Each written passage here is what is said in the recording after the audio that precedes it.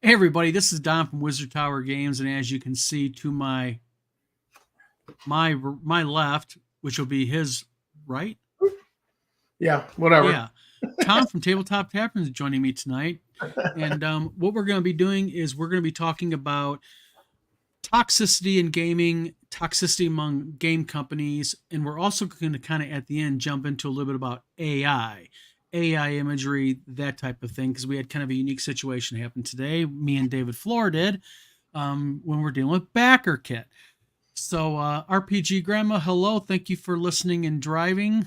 Just to let you know, RPG Grandma, and oh, by the way, Thaddeus, thank you for tuning in too.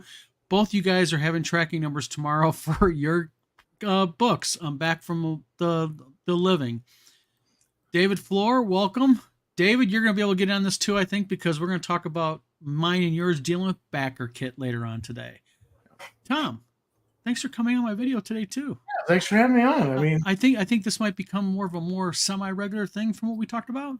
Yeah, I think it was advice that Eric Tenkar gave us. Yeah, Eric, when you see this, thank you very much, sir. So, Yeah, me and Tom need to have a drink before we sit there and begin talking. well, I got water going here. I got tea going here. All right.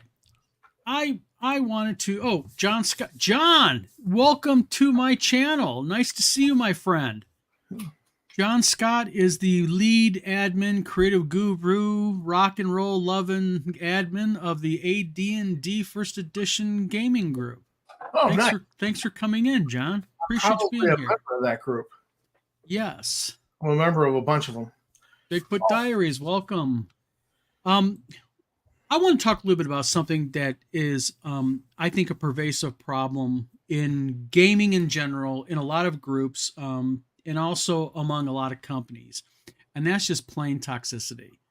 Tom is really adept at knowing about this because me and Tom have a fanboy who owns a game company who's been kind of following us around and has been using several alts. Well, the fanboy also has fanboys who support it, and they use alts.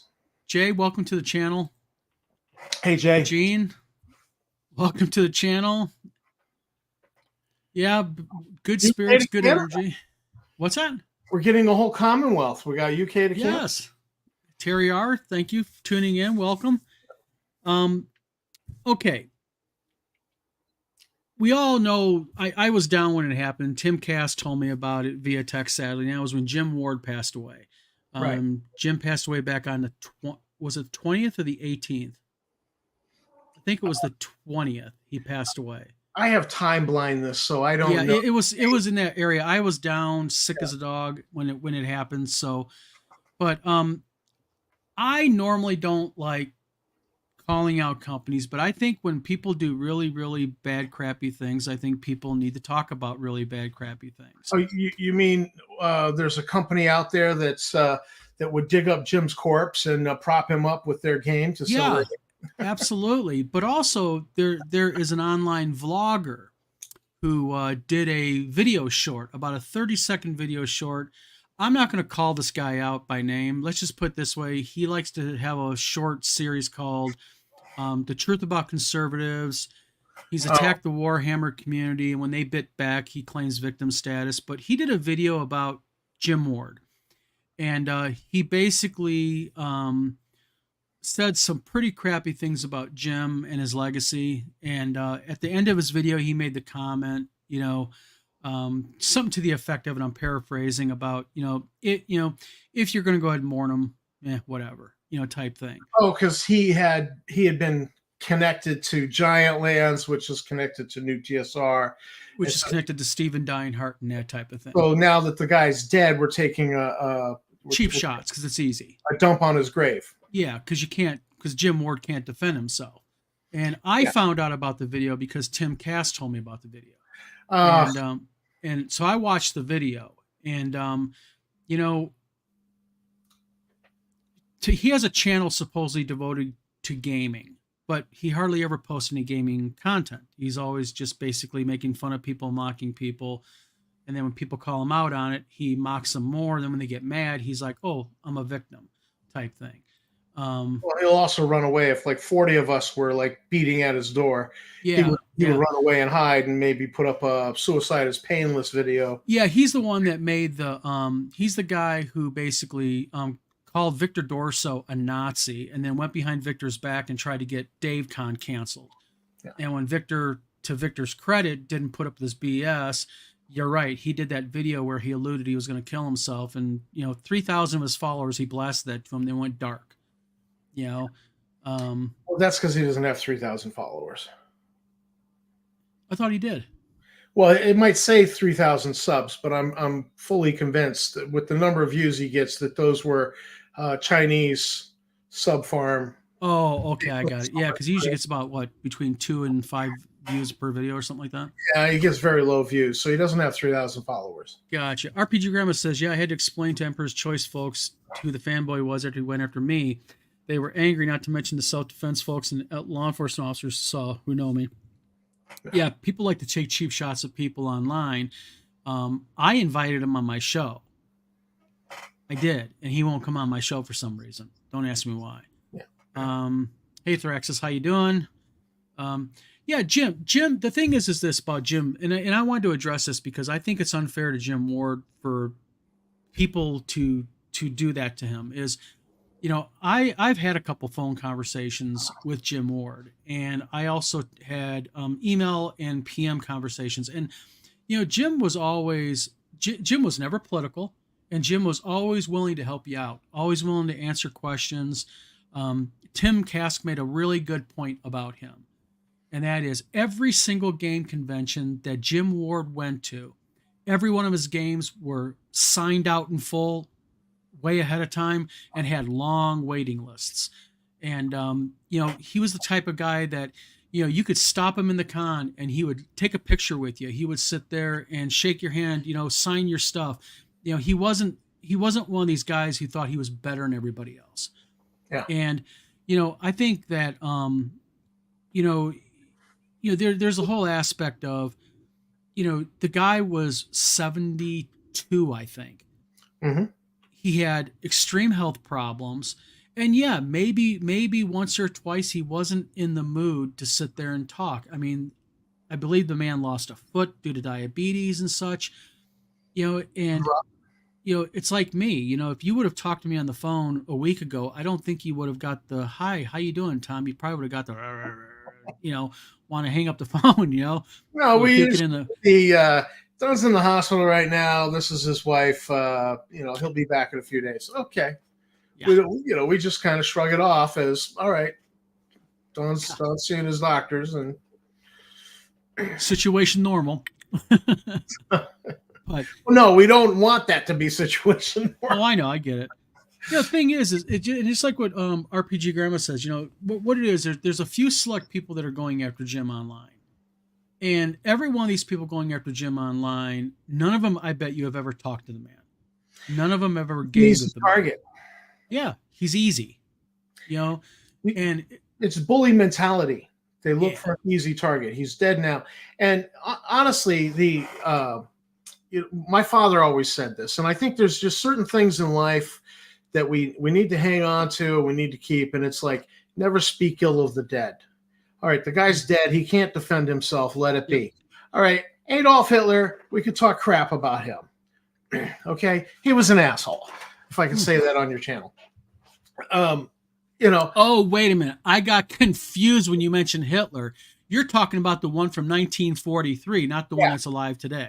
But, look, Jim's dead, and honestly, we don't know for sure what his attitude was towards supporting Deinhardt.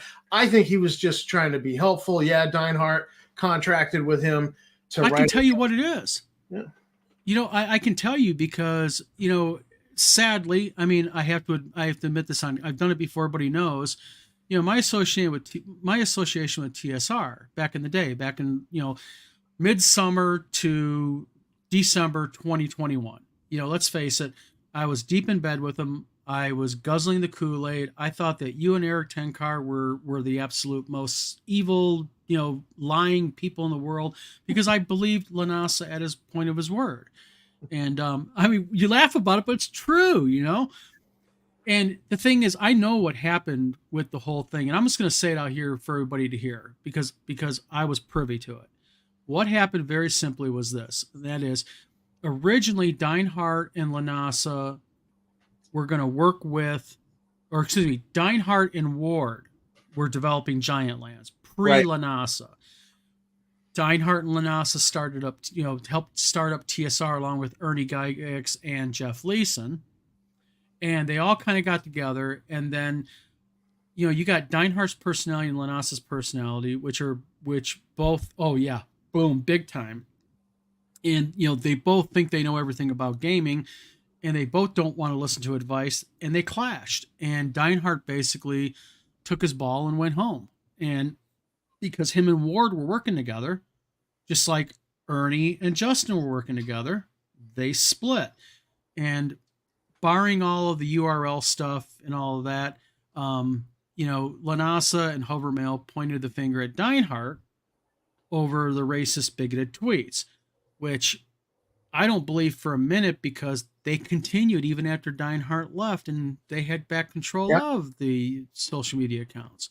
Yep. But the point being is I talked to Ward many times via PM, twice on the phone, several times via PM, and the man, right off the bat, early on, I asked him about it, and he said, "Listen, Don, I don't care about none of that. I'm developing a game with Steven. All I want to do is make games, enjoy my life, enjoy my fans, enjoy gaming." And that's what he did. He wanted to make games. Yeah. So to me, that sounds like a pure motive, and to speak ill of him when he can't defend himself absolutely is just lowbrow, and it's just go back to the trailer park and go back to the ghetto, wherever you came from. Yep. And it's just, there's enough in my mind. There's enough doubt. There's enough. What is it? The beyond a shadow of a doubt. When you in jury trials. Preponderance of the evidence. No, beyond a shadow. There's a beyond a shadow of a doubt. Beyond that. Look, we don't. Unless Jim Ward wrote a diary and said, "I love Nazis and I'm a white," and he wrote all that, then leave the guy alone. You don't know. Yeah. Okay, you don't live in that man's head. And the biggest thing that irritates me in politics, in religion, in social media is when somebody tells me what I'm thinking in my head. Mm-hmm. I'm the expert. I'll tell you what I'm thinking. I'm the expert on what's in my head, not you.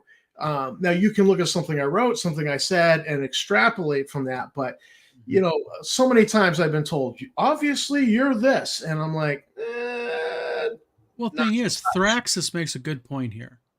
He said, got to meet Jim Ward at North Texas RPG Con several years ago. He held the whole room captive with his smile, wit, and super nice guy.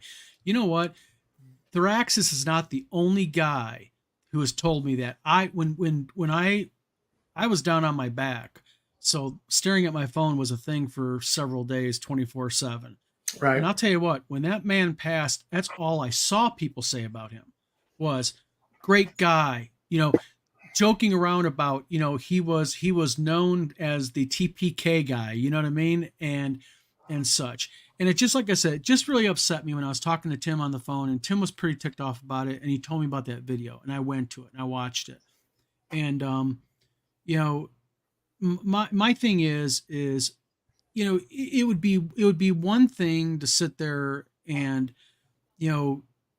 talk about a legacy of a person, but get the legacy right, because I'll bet you $50, hard cash money, that Dave, and I'm not going to mention his last name, but Dave never talked to Jim Ward. He's just going off of what he's heard, because that's pretty much what his channel is. Well, I bet you he couldn't even list 5 things that Dave wrote. I mean, I bet you he couldn't. I guarantee he could. Giant Land would be it, and then after that, But David Flores says, "Hey, I could have been evil too." Oh, you were, David. Trust me, you were thought to be evil. We all have that capacity to to sin. And even the Bible says things like, "Be angry and sin not." So you you can be angry, you can express that anger, but there's a point where you cross the line, with that, and you give too much vent to that anger, and then it's like, oh, now I got to go apologize to somebody. So well, the thing is with me is, moving on from Jim, Jim Ward in my book, and I'm just going to say it in my opinion, is I think Jim Ward was a hell of a nice guy. He was a hell of a gifted game designer. And I wish I had 1/25th of his skill at DMing. I mean, he was an expert DM. I mean, to the word. So, God rest his soul. Hope he's gaming up with Gary. And I hope his family, wishes, offer his family condolences over it too, because he was a great game designer, great guy all around, I think. Amen. I agree. But the thing is what really bugs me here about gaming in general and the toxicity in the gaming community. I see it every single day. People use the term woke, and people get mad at somebody because, they like 5th edition. They have the sin of liking 5th or liking 1st. And there's this weird battle happening right now in gaming, I notice. And that is, what you have people who predominantly play older editions of D&D. Then you have the 5e lovers. And you have a core element, not everybody, of course, but you have a core element in the 5e lovers that think all the guys who play the older editions are a bunch of racist white cis males, as they call them. And then you've got people in the older editions. It's just a small core group of people, just like the other one, who think that all the 5th edition people, are, they use terms like woke and stuff. And I always throw this out there at people. And this is just me proffering my opinion. Disagree, if comments, please. I'd love to hear it. Is this: I personally like Advanced Dungeons and Dragons. I also like BECME. I know for a fact you and I disagree about BECME because you like BX. That's right. So the thing is, but do you notice something? We're friends and we're on the show together talking right now. Well, why? Because you don't got to like what I like to play. You know what's important? You're playing D&D. There's where the key of it is. Well, I have 2 comments to that. Sure. My plumbing partner that I worked with for a couple of years was Sicilian, and I was, there were a lot of news reports were coming out about like drink the red wine for your heart and all that. So I had not been drinking wine. So I was trying to ask him when we're sitting at lunch one time, and I'm trying to ask him about that red wine with red meat, white, and he's like, drink what the hell you like. Agreed. And I found that phrase actually fits for a lot of things. So like if play what the hell you like, or, vote what the hell you like. I mean, it's just, you do you. And I just found that phrase really just works. It was so much wisdom in that phrase. I think it works in a lot of things in life. But okay, go ahead. No, I was just saying, I think John Scott will tell you about me and his group, because I used to be an admin in the AD&D group. And I do it even to this day, is I tell people when they're going back and forth like this, I'm like, wait, stop. What does it matter? You're playing D&D. Right. You may think 5th edition sucks, or someone playing 5th may think AD&D sucks, is horrible. But the bottom line is, if you're at a table with a group of friends, you're rolling dice, having a good time, it doesn't matter the edition, because, even though Wizards of the Coast is doing all these changes to D&D and they're doing all these modifications and such, there's one thing that holds true. Even though I may not like those additions and modifications, I've got my orange spines, man. I can break them out. I got my BECME boxes. I can break them out. Hell, when you look at the way I play AD&D to begin with, sure, my version of Advanced Dungeons and Dragons 1E is very different. Yeah, there you go. Is very different than the book version, And Kevin King, thank you for tuning in the channel. He says culture war is becoming inescapable. Bodes ill for society. I agree. I think it really bodes ill because so many people latch onto it. I've been thinking about this. I'm glad he brought up the culture war. Um, when you go online and you see some old schoolers poking fun at the young kids playing 5e, and you see that back. I think there's a natural impulse in people to do that sort of thing. And I was thinking of a incident in high school. I was a short, skinny, scrawny kid, and so I got hazed my freshman year, and I then played football my sophomore year, and then the hazing stopped. But I remember this one kid that I hung out with. His name was Jim. Beat up one of the nerds, and he ended up in the guidance counselor's office. And so after that, I was thinking like, yeah, I'm going to talk crap about that nerd, even though I was a nerd secretly away from school playing D&D. And Jim pulled me up short. He's like, why are you picking on him? Because he had a heart to heart.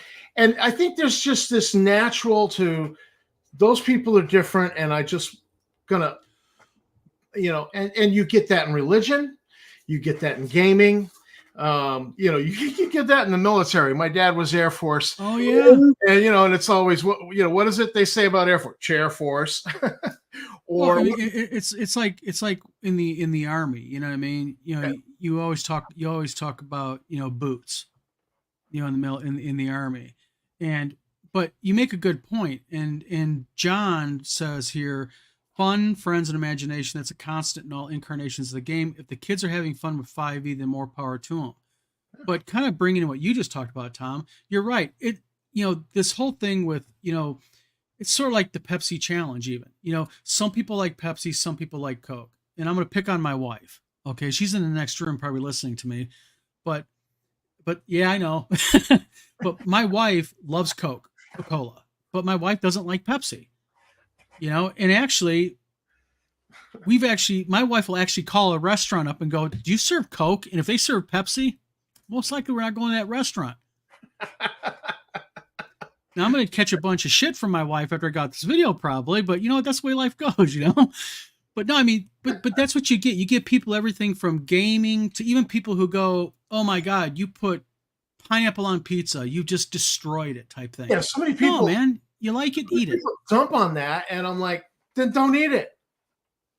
Don't eat it. You don't like you don't want Hawaiian pizza. Don't eat it. And that's the thing that this really leads right into my issue with some game companies. Now, I don't, I'm a game company, and I think that it's the responsibility of game companies to speak up, even if it's about another game company. And I'm not going to mention names. I guess if the shoe fits and you're watching this video, then wear it. But you get game companies that play into this. They play into these culture wars. There's a Twitter account and a Facebook account that really, really, I mean, very talented game designer the guy is. I think he's going to be on Eric Tenkar's show, as a matter of fact. But when you look at his Twitter account, it's very toxic. He really despises liberals and Democrats and such. And I think that, and this is something people notice about my gaming social media, I stay away from politics. Yeah. Because I think I learned when I had my publishing business, one of the biggest, most common questions I had with authors who had come in to want to publish with me, they'd say, who'd you vote for last election? It doesn't matter. You're not hiring me because I voted Republican or Democrat. You're hiring me because you want publishing services. None of your business, because the voting booth is private. Yes, that's one of the things. And see, that's kind of what I do, because you're a friend of mine on Facebook. Right. And you see my Facebook friends list. I have friends from all over the world, but also I have people who are gay and trans. I have people that are staunch conservatives. I have people that are flaming liberals. And the reason why I do that is because I don't care about your politics and your social stances. Just don't be an asshole to me, and don't be an asshole to my friends, because I think that we all can get along, because I kind of carry my Facebook page like I do my D&D table.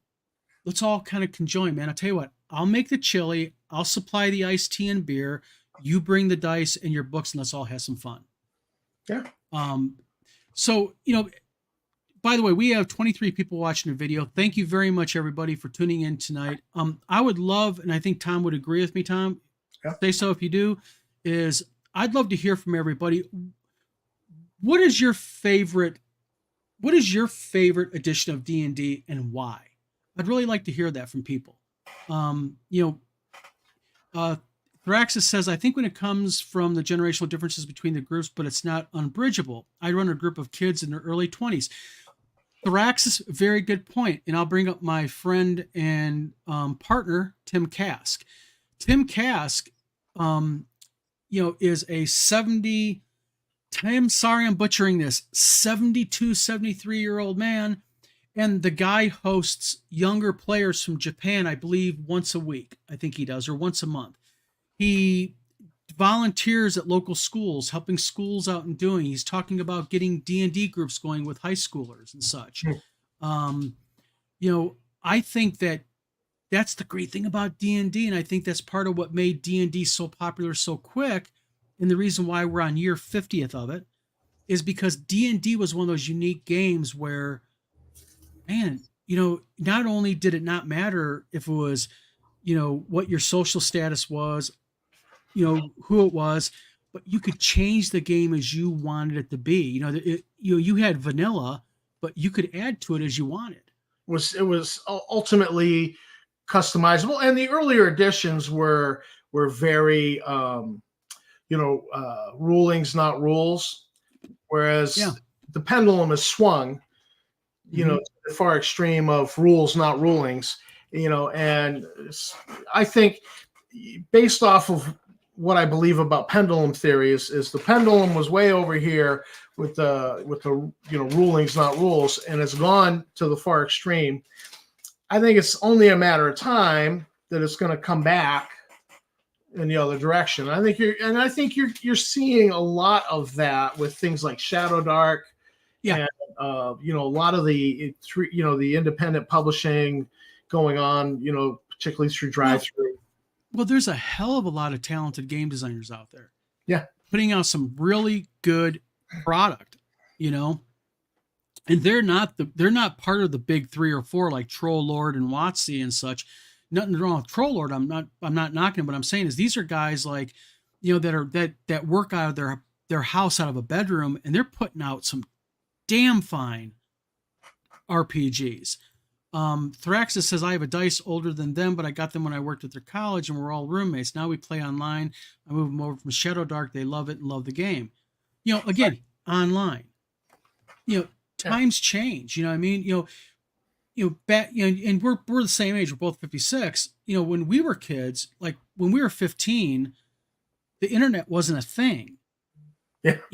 And so if you wanted to play D&D, if you want to know if your friend could play D&D, if he didn't answer the phone, you had to pedal your bike across 2-3 blocks to your buddy's house and knock on his front door. Now people can get online, they can do and all that. Yeah. Paul, welcome to the channel tonight. Thank you for tuning in. I really appreciate it. John Scott says, the one that I'm working on now. Okay, John, go ahead and be evasive. We're going to talk about this. I want to know what you're working on because I think I know it. For people who don't know, John Scott is a prolific game designer, and he puts out some really interesting stuff. I'll drop you a link to the group, Tom. Yeah. John is really cool. He puts out a lot of stuff. The Bigfoot Dice is 3.5. Skills. I like skills. I know a lot of people don't. What's your opinion of skills? I hated 3.5. I had been away from D&D for a while, and I found a group, and I was like, hey, I used to play D&D. Can I sit in? And they said, sure. And I really gave it the college try. I ran one character up to 20, and we started over. Oh, what?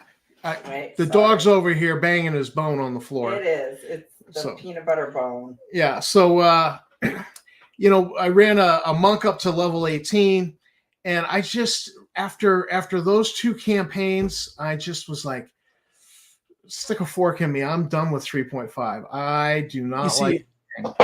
the RPG we're putting out, Wizard Tower, I gotta Open take that Worlds. phone from the dog. Oh, you're fine. Go ahead. It's going to be heavily skill based. It's heavily skill driven. Just a fan. It'll still be good, John. I've seen the stuff that you do. You're a great game designer.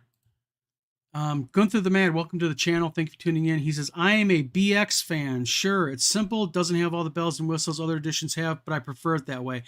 And see, that's the thing that I like about BECME is I just like the simplicity of it. And whenever I play BECME, I normally don't get outside the red box area of it. Right. I really don't, because I'm not a power gamer.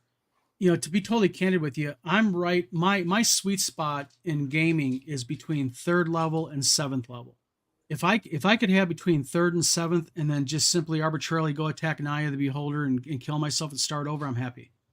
I don't like 9th, 10th, 11th, 12th level characters. I really don't. Even magic users, I don't like them. I think what was the I think Eric reported on the survey, they found that most campaigns don't get past 7th, 9th level. Yeah. Well, I mean, in all the gaming that I've done in the last, I've been playing since 77. So in the last 46 years of gaming, God, I'm freaking old. 46 years gaming. But, in the 46 I've been doing it, I think the highest level PC I ever ran, I think was like maybe 11th level, and then it just gets to the point where it's so easy, unless they're throwing crazy stuff at you, it just is like, meh, Oh, there's 25 goblins. Okay, I'll whip out my sword of whatever and I'll decimate them. And, it's like, nah. Rick Anderson, thank you for tuning into the channel. Rick says, favorite D&D, my house ruled 1E. Amen, brother. To me, that's the point. Learn the rules, master them, then do it your way. After that, it becomes create the game you want to play. Working on 2 different RPGs myself. I agree. I mean, that's what Open Worlds was. Open Worlds was basically, my amalgamated, mixed up, chooken up, dumped out, remixed, RPG. And it's just, it's what I prefer to play. Do you have, Tom, what do you, just to kind of throw some edge, I don't mean to throw a bell curve at you, but when it comes to the way that you game, do you have, I mean, how much are you homebrewed? How much is the Veralt household in gaming? Well, mostly it's this old Ori chestnut. And everything's homebrewed to a certain extent. Like for a long time, I was using a fan skill system called a Skilled Frontier. Go ahead. I want to show you something. Go ahead. And so I really liked it. It was very customizable. But it was finicky in that it really took some explaining to a new player. And so then I just said, you know what, I've gone back to this, with the 3 PSAs, and it's easy to use. I might modify this and do a scout PSA where you've got like veterinary and a lot of the, the woodcraft, bushcraft skills that are in the environmental skill, and just call environmental science. But mostly, but to a certain degree, you're gonna homebrew, you're gonna modify, because we're doing a lot of online, so a lot of the very tactical combat rules we ignore for the sake of doing online gaming. You just 5 bands of what you got. My homebrew. I mean, so your stuff is skill based also. You keep the skill kind of thing going. Well, I like Star Frontiers, and Never would have known that.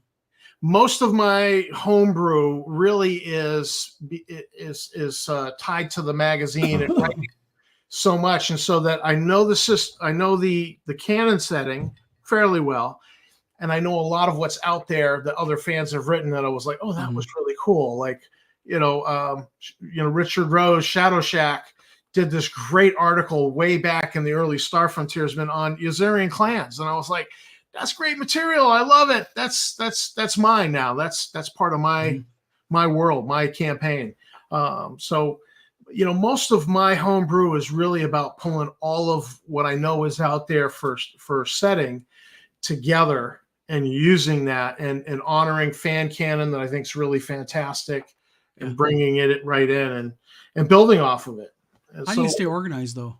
What are your tools to stay organized? I mean, I have a 3-ring binder, but I also made a wiki for my world and such. Yeah, I probably could use a good wiki, but I have a spreadsheet of all the articles ever written for Star Frontiers. And so if I got to go look something up, I'm like, all right, yeah, where was that? So I'll go look it up, find the magazine, then I go to the magazine because there's 25 original Star Frontiersmen. I've now helped publish 4 more of Star Frontiersmen Volume 2. There was the 36 Frontier Explorer that I worked on with Tom Stevens. So there's a lot of fan content out there, and I just when I drove catering back in Boston, I just always, the brain was always going on that. And so I kind of lived through all of that stuff being written and was there with the fans when fans came out with really great content. And I was like, oh, this has got to be in the magazine. Hey, you did a great post. We got to get this in the magazine. And I was like a content editor back in those days. And so I kind of lived it. So I have an idea of what's out there. And, sometimes I forget what I even wrote. And then I'll start writing a new article and I'll be, oh, I already wrote this. But there's a lot up here. That's what helped me with the wiki, because I was doing the same thing. Was I would log something out or mark something down, and then I'd get a brilliant idea a couple months later, but it would be the same thing I did. So what I found was a buddy of mine, Steve, did a thing. He has a thing called Media Wiki. It's kind of like a public wiki that you can download and make your own wiki. So he had it for his work. He writes sci-fi, and he found that his keeping track of his world and his writing within that helped him. And because I write fantasy, I thought I'll make my own wiki and mix the two, because my game is based on my world setting, which is where all my fantasy writing comes from. So it really helps you keep track of such. Well, actually, I have a new tool I'm playing with. In my new job, I was talking to one of the other teachers, and she mentioned because there's been a lot of AI bashing in the game. And actually, for everybody, we're going to get into AI talking about. In fact, maybe this is going to be a segue into it. Yeah. Well, so I'm sitting there in this meeting with these other teachers, and I'm just a new guy, and I'm just kind of staying quiet and trying not to show how stupid I am by opening my mouth.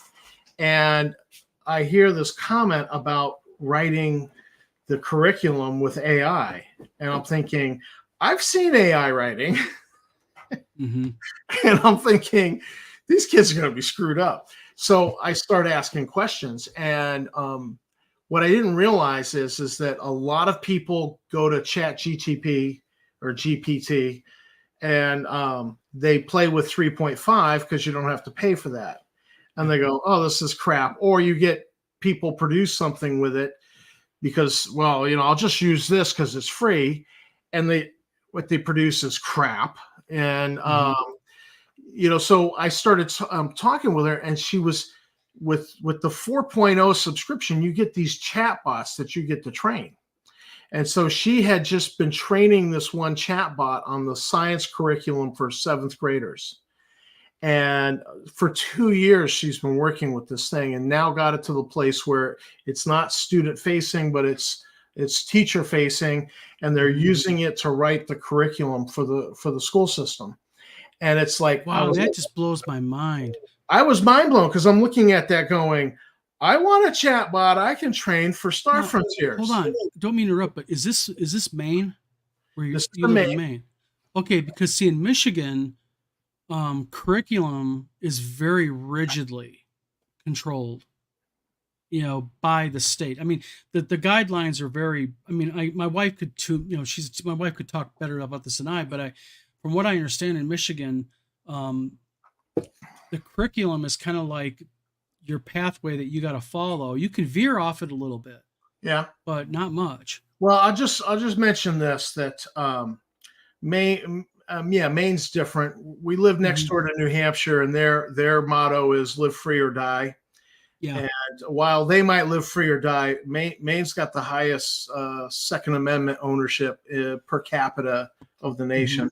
So it's just different here, and it, it's a school district in the country, so everything's just relaxed. And I was like, I'm not punching a time clock. I just sign in. It's just very relaxed rules, and I'm kind of like, well, this is kind of cool. I kind of like this. Nobody's uptight. Nobody wears a tie. It's great. But so yeah, they're using, but they're only because of her, because she's become an expert on it and she's worked with this chatbot for 2 years. So it's kind of like a almost Yeah. like a test case, if you will, maybe. Yes. And Okay. because now one of the other science teachers came to me and said, listen, I have a project for you, because the AI can actually take, we have a kid, seventh grader. He's not reading at seventh grade level. His reading level's a little bit lower.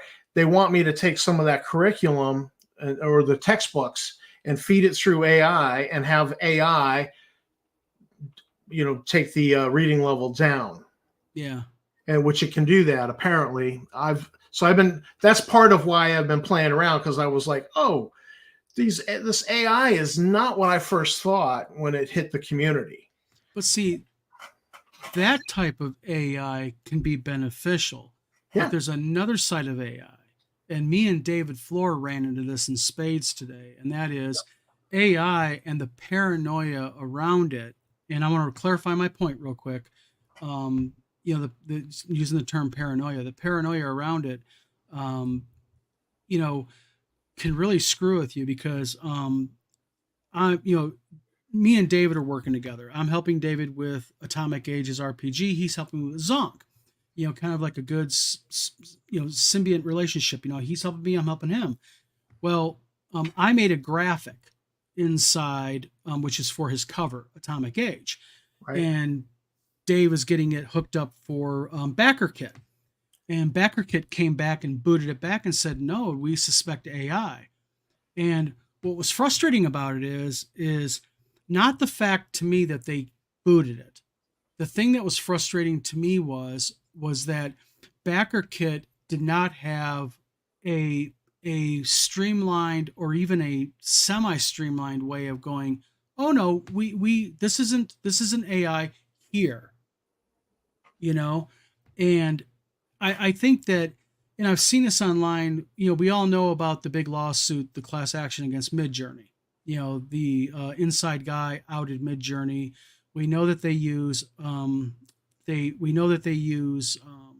IP, because, as an example, when I had the problem, I called Jim Wampler, and I was like, hey, Jim, I kind of explained the situation with him. And Jim's like, where are you getting your art from? And I said, well, I get my base imagery from Adobe. And he's like, try this. And for everybody who wants to try something interesting, go to Adobe and then go to stock photo and do the same prompt. And the prompt you want to do is go wizard sitting in front of a computer. And it's amazing, because when you do that at Adobe, it shows Gandalf sitting in front of a computer. Now, why would it be Gandalf? Do you know what I mean? But when you go to stock photo, who although now that we dug into it, they do use AI, but they clearly label it as Yes. AI assisted. So, and you can also exclude AI. But, I know that AI is very popular with people, because especially a lot of small publishers, because it's free. You know what I mean? Mm-hmm. The problem that I have with AI, though, is that, for those who use it and you're a publisher, I think that that's a mistake. And the reason why it's a mistake is because I believe there's a couple different sides of the coin here to look at. Is number one, if you're going to use AI imagery, even if AI image, let's say Perfect World, they fixed AI, it does not use any type of IP that's not approved. So it's for lack of a better word, it's clean. Okay, when I first started out as a game publisher, I had 3 well-known artists say, you know what, you can use my artwork. Some gave it to me dirt cheap, and some actually just said, you can use it, just put my name on it. They helped me. Right. AI, although great for the guy who's like a home user, you want your players to roll up some characters and have some cool looking PCs, that's great. But for a game publishing business, I just personally, this is just my Don at Wizard Tower Games opinion here. I just think that, especially if you've dealt with other artists before, you're kind of cutting those artists short. Well, I've taken a stand against AI art as the publisher of the Star Frontiersman. Yes, you did. And so we don't allow it. A couple pieces in the early days slipped in.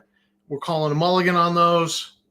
No more from this point on until there is either court precedents that protect artists or until there's legislation, if Congress ever gets off their butt and actually does something to regulate, because what is happening, and look, I know people are going to disagree with me on this. I've heard the arguments, but the fact that for AI music, they're very carefully excluding anything copyright from the training data just tells me that they're worried about being sued. They're worried about copyright there. Mm-hmm. But with AI art, they're just scraping the internet and sweeping up everybody's art and putting it in there. And it is not fair. The artist should be able to benefit from his work, and he should be able to opt out of having his stuff in there. So, to me, it's a copyright issue. It's about protecting artists. It's about protecting, people who work hard. They should be able to get paid for what they're doing. But they go ahead and they do this. They scrape up the whole internet because they're starving artists. They figure they won't get sued, but yet Getty Images had deeper pockets and did bring a lawsuit. I think you mentioned the other lawsuit there. There are some out there. So until it settles, I'm not participating in AI art, but clearly I'm looking at chatbots as a different tool because I'm looking to train this chatbot so that I could have it roll up a Star Frontiers character. But the thing is, or do a Star Frontiers robot and spit it out. But see, there's a difference there about AI, because my thinking is this: is if you use Chat GPT, okay, and you say, give me a short story about red dragons, okay, and it talks about red dragons, as long as it's not, and you can confirm that it's not copying like maybe David Eddings or Conan or Tolkien or whatever, that's fairly easy to do. The problem with the visual side of it is that if you say, give me a red dragon, chances are, and I did this actually earlier today in research for this video, I went ahead and I was like, I'm curious about something. Draw me a red dragon in the style of Larry Elmore from Dungeons and Dragons. Mm-hmm. The first image it pulled up looked really close to the iconic red dragon on BECMI. And the thing is, that tells you right there that, because there's a difference between saying the red dragon flew out of the cave and blew fire and its name was Smog. You can go, oh, Smog is Tolkien, and you can remove it, okay, and call it Sparky if you want. But the problem with imagery is it's obvious it's pulling from people who use it and do artwork for a living. And I'm talking about on a game publishing standpoint, as a publisher of games, people like Dean Spencer and Eric Lofgren helped me out with artwork, and I bought their artwork and used it and such, trying to support them. If I'm just going to go ahead and say, guys, thanks for the memories, screw you, I can get it free now. No, I prefer to support it. And you know what?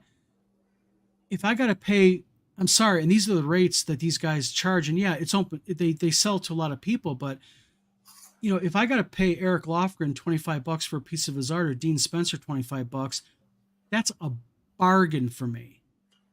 That's actually pretty good because yeah, I've seen rates much, much higher than that. Yeah. Thraxis says, funny enough, I don't really have a favorite edition of D&D. I love the Hackmaster licensed version. Oh, that's a game I haven't played in a long time. By Kenzer Company in the early 2000s. After that, 1E and 2E. David Floor says you still get generated AI content even if you choose to exclude AI. Good point, David. He's right. And see, that's another thing that to me is scurvy. If you're going to go to a stock photo place and you're going to trust them and say, exclude AI art, and they keep plugging it in, I'm not a conspiracy kind of guy, but that stinks of something going on knowingly. Like they're almost like they're trying to get that stuff so permeated in the fabric of society that it becomes so complicated and in depth they can't police it.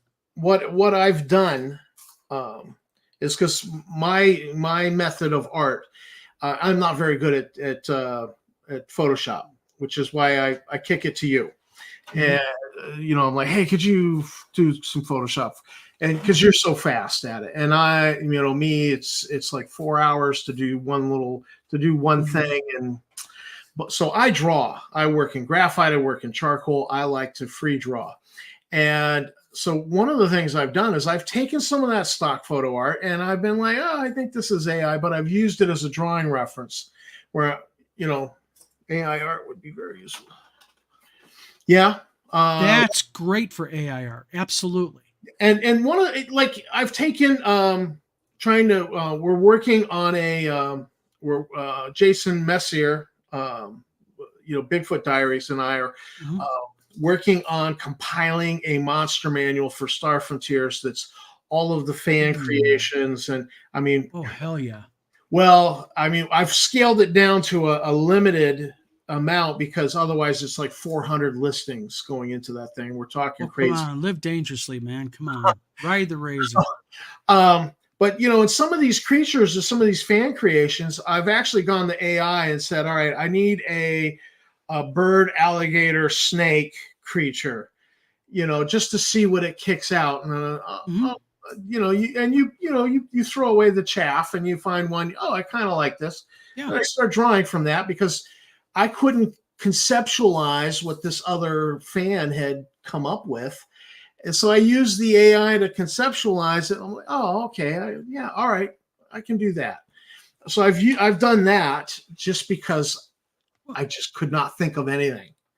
And so I used the AI to spark my own imagination. Yeah, because it's the same thing as years ago when I first was like, okay, I know how to lay out books, but a game manual is a unique creature. It's a unique thing in itself because it's the way it's presented. I looked at my D&D books and I looked at my D&D books and I also looked at I forget the game system. Oh, GURPS. And I looked at how they laid their manuals out. So it's the same thing. You're using AI art to go ahead and get inspiration as to, because I'm a visual person. You can tell me something 10 times, but if you show it to me once, I'll learn it quicker looking at it than I will if you tell me 10 times. Yeah. Worldwide Gojikai. Thank you for tuning into the channel. He says favorite D&D is BX, BECME, and 1E AD&D. Man, if you're living local, man, let's do some gaming. I have his address somewhere. I think I mailed him a coffee cup one time. Gotcha. Oh, Tom, notate this. RPG Grandma needs to have a word with you after the video or sometime. Yeah. Worldwide Koji says again, I'd love to see Star Frontiers monster manual. The game really needed one. Tom. Yeah. So what's a little bit more about this real quick? Might as well go ahead and Well, you know, there's throw there's a lot. Like I said, there's over 400, and then there's more listings every time we publish a new issue of the Star Frontiersman. So then you got to update the thing. And so I actually, to try to get it down to be not such a big mountain to climb, I said, all right, let's do this as 3 volumes. Let's just do the original setting that was in Alpha Dawn, all those planets and all the creatures from those planets, all as one monster manual. And then let's do volume 2 would be anything that was in Zebulon's Guide, that sort of thing. And then and then I think the 3rd volume was like anything fan created, because there's some out there. That there was one fan module that was published in issue 25 of the Star Frontiersman they created 87 creatures for that world, which was overkill. And I'm looking at this going, wow, that's a lot of creativity. You didn't need that many, but they went crazy on it. So that one world's got a lot of listings. So if you include that, so I wanted to do it by world. So you could just go in there and say, I'm running an adventure on, Clarion. Just go to the chapter on Clarion. There's all the creatures, and do at the back of the creatures, here's all the plants that were created for Clarion. So you've got this, it's like a field guide. You've got everything that was created for that planet, whether, canon by the original game designers, by the fans, everything's right there. If you're running an adventure on that planet, here's everything that's ever been created for that planet. See, I like how you break that down. Because see, like with open worlds, I'm not doing it like that. What I'm doing with open worlds is one thing I did not like about D&D monster manuals was a lot of the monsters in there, were unusable because they were so powerful, liches and dragons and such. So with open worlds, what I'm doing is I'm going to go ahead, I'm going to put the, I call it a critter catalog. The initial critter catalog is going to be broken up into 2 volumes. Volume 1 is going to be critters designed for player levels 1 to 6. No, 1 to 7, excuse me. And then the second volume is going to be critters designed for player character levels 8 on up. Because that way, nobody who starts off on a new RPG is going to sit. I mean, they may want to buy both manuals, but why not give them the content that they can use in full immediately? But I'm also going to have a section in the back that's going to be designed. They're going to be called the overkills. And what the overkills are, it's going to be maybe about 10 or 15 monsters that are overkill in case you need like a really big baddie. You know what I mean? And you don't want to buy the second. You need a dragon, which what you're describing is this. Honestly. Yeah, really. I mean, yeah, exactly. Same thing with Beckme. When you take a look at Beckme and such, you start getting into it. So, So, I mean, there's been some debate. Some people push back on, behind the scenes on that monster manual, and they were like, no, do it alphabetical. I don't know that, you're not going to necessarily remember that there was a creature that began with the letter G. I really think. So how you going to lay them? It's kind of fascinating to me because we never actually talked about. This is first I'm hearing it, everybody. So you're not going to lay your manuals out alphabetically for monster manuals. What are the way you're going to lay them out? Well, by planet. I was thinking by planet. Good idea. I had enough people push back that I says, all right, just to keep everybody happy. I redid all of the spreadsheet into alphabetical. But I still have my non-alphabetical spreadsheet. And I really feel like that's got to be the way to go, because that just makes it easier for a game master to just say, we're adventuring on this planet. I need to know what's here. I don't want to go looking for it. I don't want to flip through a alphabetical listing of a whole book. That's kind of a cool idea. Even you could actually apply that to like a standard fantasy RPG, because you could go like you could have like an undead manual. You could have a manual of forest creatures, cave dwellers, type thing, seafaring creatures, that type of thing. You You're could, giving me ideas. I'm kind of going, wait a minute here. How can I you go? could, but I just, I think when you're dungeon crawling, you're going to have some undead, you're going to have some humanoids, some, you Yeah, might. but see, that's the whole point about marketing. Also, I mean, in all fairness, I'm a publisher. I'm like, come on, let's be honest. I mean, why do you think? And this is a thing that annoys me about Wizards of the Coast that I'd love to be able to get a little bit into. What really bothers me about WotC is how they're doing their books now. Like as an example, how many players' handbooks do they have for 5e? How many Dungeon Masters guides? How many monster manuals do they have? I mean, holy smokes! Yeah, And that it's just started, like, that started in 4.0. yep. Because I remember I was so disenchanted with 3.5, 4.0. I says, let's try this. This has got to be better somehow. I just assumed it was going to be better. And so I was like, I bought the player's handbook, the Dungeon Master's Guide, and I go in the store, Dungeon Master's Guide 2, and I'm thinking, oh wow, Dungeon Master's Guide 2, this is great. Bought it right away. So I'm spending money, and then I'm like, and then nobody wanted to play 4.0, and everybody was like, and next thing you know, they're working on 5th edition, and then I was like, that's it. Screw this. I'm going back to BX. Yep. And RPG Grandma says, I like by planet. She wants it by planet, which is 2 indexes, one for the planet, one for just alphabetical order. Yeah, you can put indexes in there that lets you find anything. I mean, I think an index actually is pretty essential because let's face it, you're on the fly, you're rushing and everything. Yeah, sure, you may have a Clarion manual, but if you need to find a specific type of creature and you know what that creature is called, boom, go to the index, grab it, go to the page number, you're done. Well, also I think that doing it by planet has the effect of you're going through there and you notice that this planet only has one creature created for it.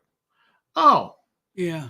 Now that's a blank canvas. So if you're looking for the blank canvas, you go, you know what? I'm going to create 4 or 5 creatures for that planet. I'm going to run an adventure there.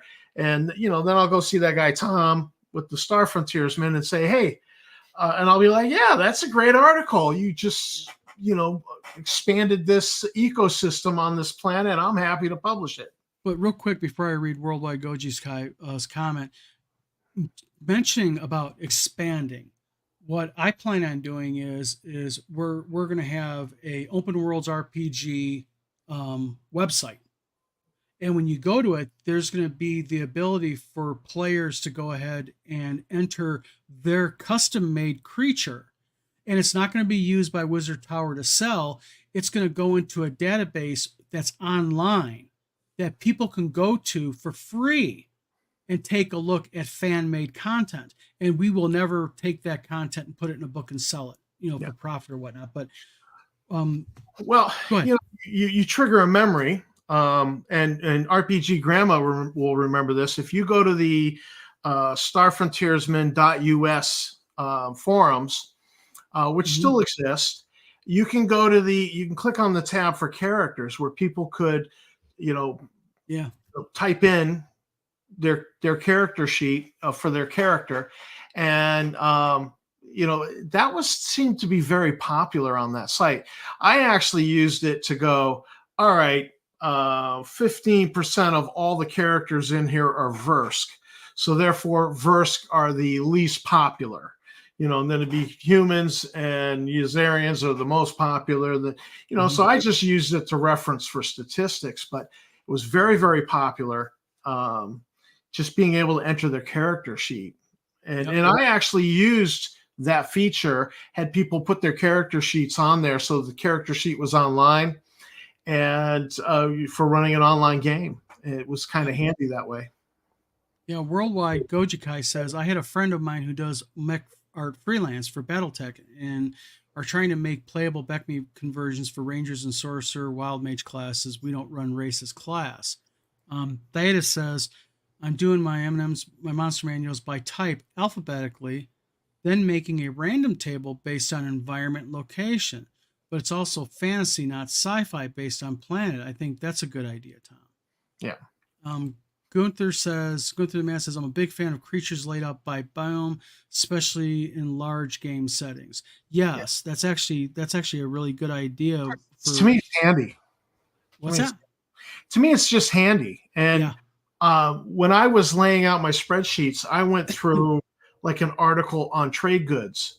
And so this article described this like bovine cow type of creature that's, that's raised on this planet, and it's slaughtered for the meat and for the hide. And, I included that in my list, even though it doesn't have a stat block, because Star Frontiers, how easy is it to work up a stat block in Star Frontiers? It's wicked easy.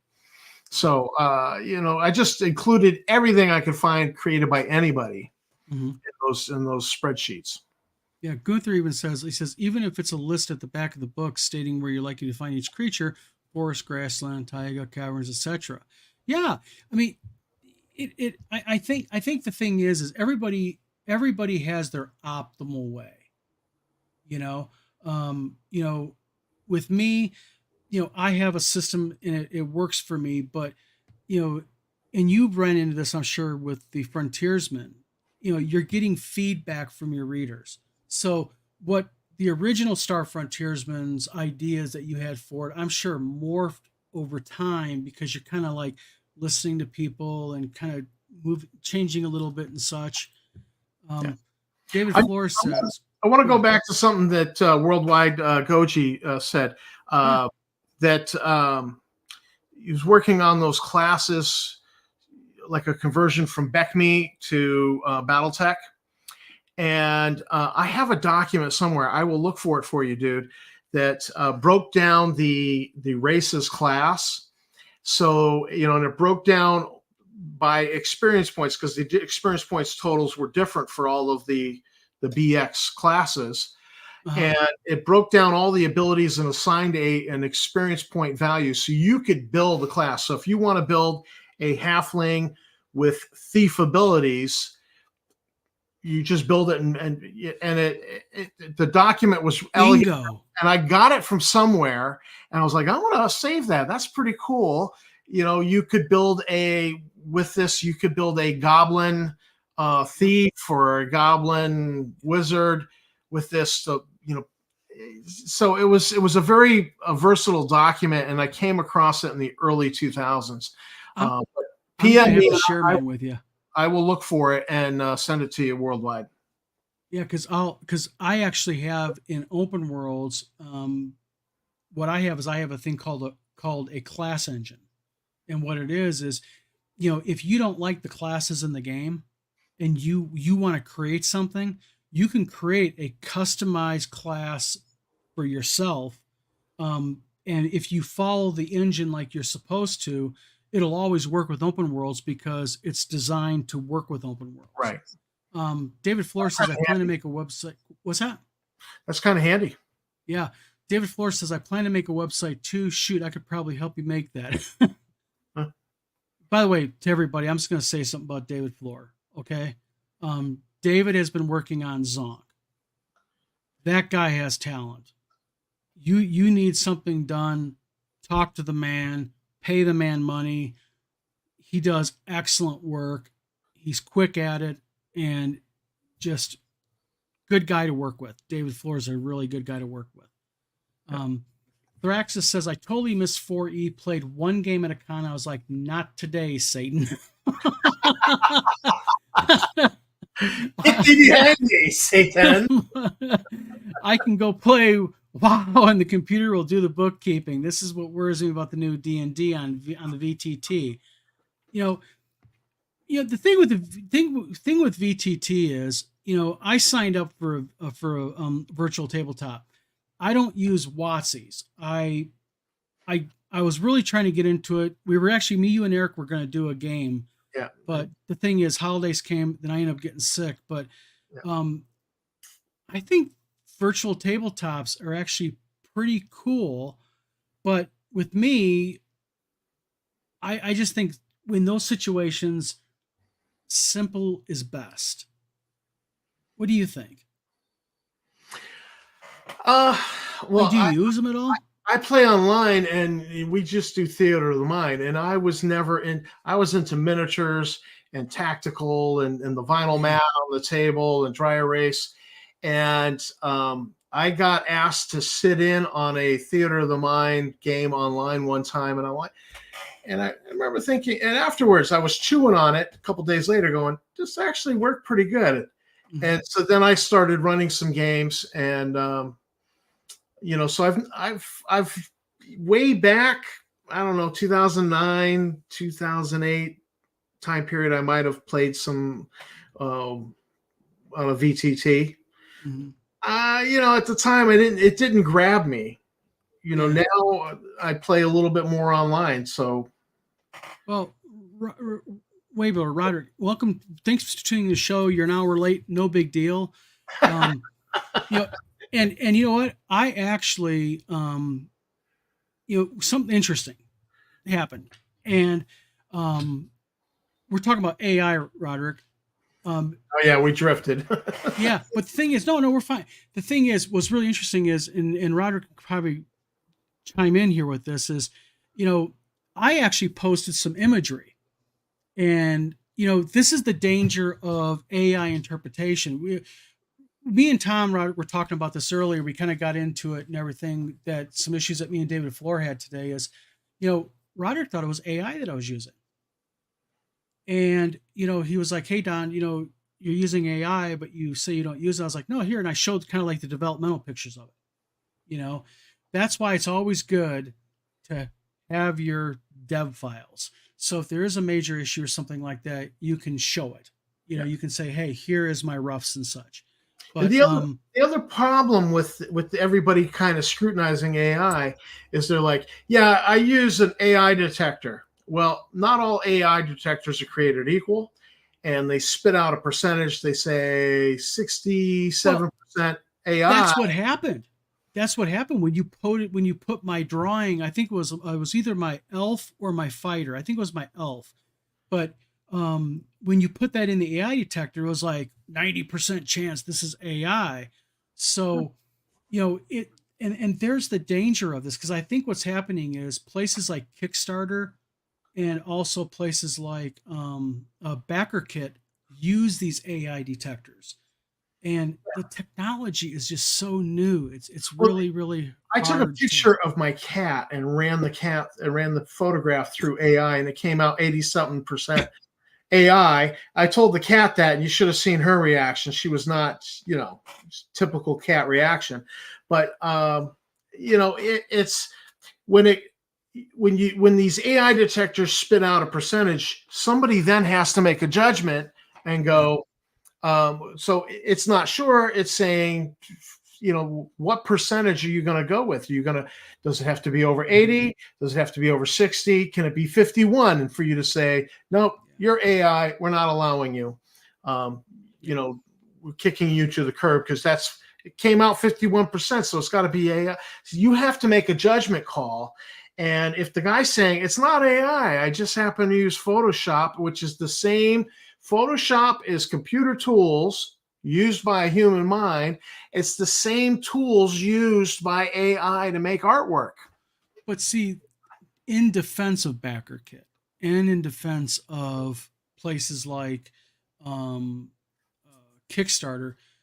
I think the reason why they're also so strict about it is there's the liability factor. They don't want to fund a $500,000 Kickstarter.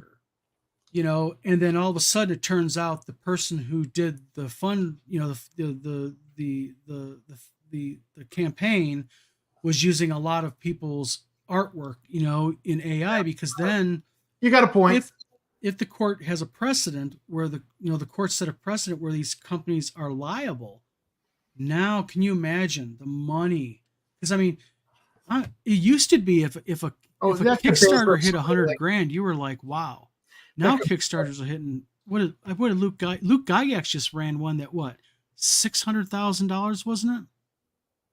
Well, I didn't pay it. I didn't follow it because he was going to give me an interview, and then it fell through. So I was like, screw you. I'm not going to watch your Kickstarter Kickstarters. But no, he had like a $20,000 goal or something like that, or 50,000 or It something. was crazy money.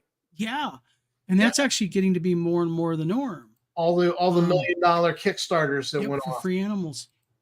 Yeah. Yes, agreed. Yeah, converting- and RPG Grandma is really, really creative. She's been she knows her stuff too about she's it. collaborated with me for years on Star Frontiers fanzines and on the forums, and I consider her a friend, that I've never met, but great collaborator. I've enjoyed her material. She's really good. Yep. Yeah, she is well, she's right here, so you can't badmouth her. Yeah. RPG Grandma. No, seriously though, you are one of the, and I'm not kissing ass here. I'm just gonna make a statement. You're one of the pillars of my little gaming world online, because you are always willing to help, ultra friendly, ultra helpful. Need more people like you out there. And I kind of dump on 4E a little bit, but you know what? There were some things in the 4E Dungeon Masters guide that I really liked, where you could take the templates, and add a vampire template to an ogre. Yeah. Now it's a new creature. I kind of liked that. I really did kind of like that. And then I think there was adventure companions, so it was a NPC basically. It could be a wolf, could be a halfling with a bow, and so it was like Chewbacca with Han Solo basically. And so it was an NPC the DM created, but the player could run it, and it was just usually written out on an index card. And I really liked that rule system, as well as the minions rule. 1 hit point minions. I love that too. That was great. And Thraxis says, completely agree. I love the Owlbear Rodeo. WotC's VTT is what I'm worried about. It's going to venture into video game territory. You know what? Owlbear Rodeo is nice. Yeah. Webler goes, man, as a publisher, AI has made it frustrating, not only navigating the minefield of artists pretending AI is theirs, but accusations that real art is AI. It feels like a lose-lose. Early on, I posted AI as original because I was dealing with a guy online, dealing with him for, I think it was like, it was a while, 6-8 months. And he was providing me artwork. I'm paying for original artwork. And I was on Twitter. And I went ahead and said, oh, here's our new yada, yada, yada. And I was running my mouth about how I'm anti-AI. And I think it was Kim Winson that went ahead and called me out. And I think early on it was Floor that helped him, said, you're using AI, dude. That's AI. And I was like, I got indignant. I was like, no, it's not. I know the artist. You know what I mean? I'm, yada, yada, yada. Yeah. And then I think it was Eric Tenkar or you. It was you or Eric said, why don't you go ahead and ask the guy to see his rough drafts? And I asked the guy and he blocked me. It was like, hey, can I? Well, I don't have him anymore. I'm like, well, every artist keeps their rough. Blocked. Well, there's that. Busted. That told you. Yeah. Yeah. But real quick, Roderick has a really good point here. It is frustrating because you want to be a good steward of what you're doing. You want to put out good product, and it is so dangerous out there because then you get accused of putting out AI and you didn't.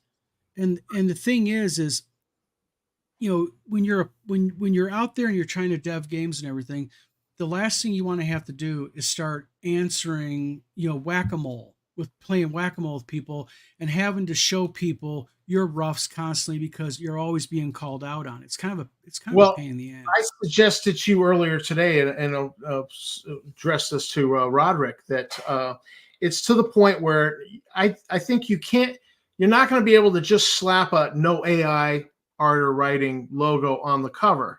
That you're going to have to, on that page where you put in the copyright and all your publisher information, you're going to have to handwrite out a declaration that you didn't use it and then sign it. You know, number one, and then at the very back of the book, include a page where you put the roughs or a half done. You know, so when you're contracting for artwork, you're going to pay the guy what he's asking for his finished work, but then you're also going to put in the contract, I need a rough, or, you know, I need a, so that I can put something in the back so that when somebody picks it up and says, no, I don't believe you, you're lying, dude. Right there, that last page has got those, you know, just that's actually a really good idea, but you could do it a little bit different way, and it's a lot less of a pain in the ass, and it's easily updatable.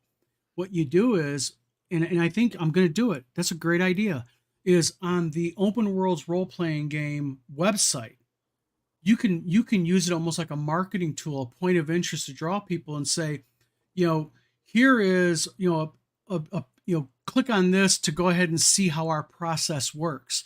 And then you have like, this is how we do some of our art, and you have select art with the phases of what you have. Sort of like what I did with Roderick is, you know, I showed Roderick, you know, my raw pencil, my, you know, rough sketch, a little bit better, and I was like 3 or 4 imagery that showed kind of like the thing as it goes. And I want to read something real quick because this tells you about this guy's character. Okay, Roderick has character. Roderick says, I'll totally own up to that accusation because Don says, it all came back as AI. I've learned to just adjust my mind, my own business now. You know what? No, I'm going to say something. I am glad he called me out. And the reason why I'm glad about it, not because I had a gotcha moment or anything like that, but I think what as a publisher, I should be able to be called out. And sometimes I should have to explain myself. I owe it to the people who entrust me by buying my games. And it you know, it's like my dad used to say, you know, don't be afraid of the truth. You know, it's people who lie that are afraid to answer questions because, you know, they don't want, you know, to screw up. And, you know, also, though, what that allowed me to do is you know, I'm sure Roderick was on the fence about me. You know, like, oh, here's this guy, you know, he's using AI art. Got it clarified. We're friends on Facebook. We talk. You know, can't wait to meet him at a game con. Sooner or later, we're gonna bump into each other, and I'll buy him a beer if he drinks beer. I'll buy him an IC if he doesn't. You know, so I think that asking questions is a good thing. Roderick also says, for giggles, I put in my own writing and it came up 5% AI, one detector, and 60% another. Again, yeah, no consistency. And then also he says, here's food for thought. If you're a published writer, meaning your stuff is out there, and AI is using your stuff in its algorithm, when you feed your own stuff in the detector, it comes back as AI. Yeah. Hadn't thought of that.